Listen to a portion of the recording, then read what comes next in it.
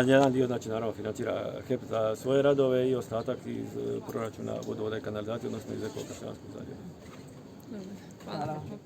Koji nije u sklopu aglomeracije. Činjenica da na ovome području se provede projekti aglomeracije što se tiče okruga, samog Trogira i Segeta i realizacijom ovog projekta definitivno će biti prošlost ispuštanje fekalija direktno u more u samom središtu Trogira i evo to je nešto na čemu se radilo skoro 7 godina na samoj pripremi.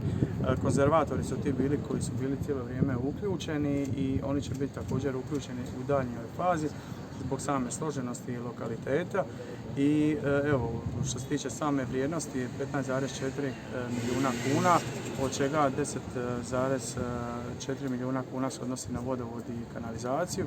Po ovome svemu što se tiče same provedbe i projekta sve će Eko-Kaštelanski.